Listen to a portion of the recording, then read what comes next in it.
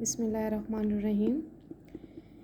Bio class 9th chapter number 1 and topic name is relationship of the biology with the other sciences. यानी कि biology का दूसरे subject के साथ क्या ताल्लुक़ है, जैसे कि फ़िज़िक्स है, केमिस्ट्री है, अर्थ साइंसेस है, इनके साथ क्या उसका ताल्लुक़ है।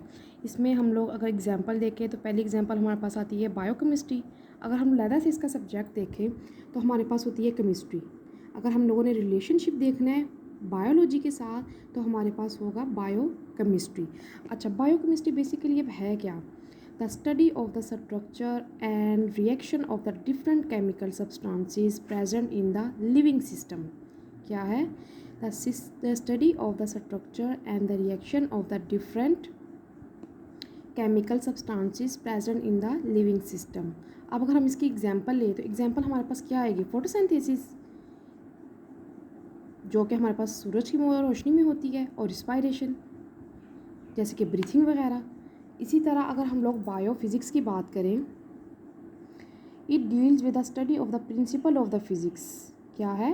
Principle of the physics which apply to the biologically process.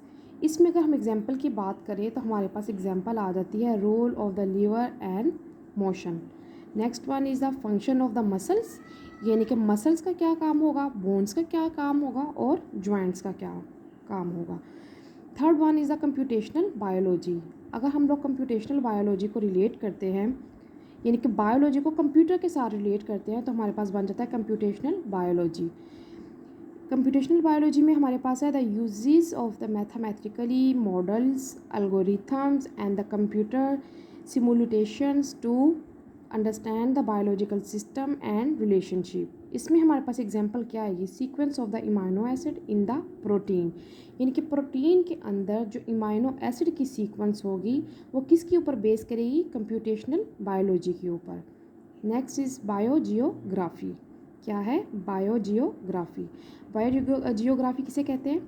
The study of the distribution of the living organism in the different geographic regions. क्या है? The study of the distribution of the living organism in the different geographic regions of the world. The influence of the climate change on the distribution of the organism is also studied in the biogeography. अच्छा, यहाँ पर बात हुई है climate change की। Climate change से यहाँ पर मुराद क्या है? क्लाइमेट जो है, कुछ जो हमारे पास ऑर्गेनिजम्स होते हैं वो हॉट सर्वाइव करते हैं क्लाइमेट में, और कुछ ऑर्गेनिज्म जो होते हैं वो कोल्ड क्लाइमेट में सर्वाइव करते हैं।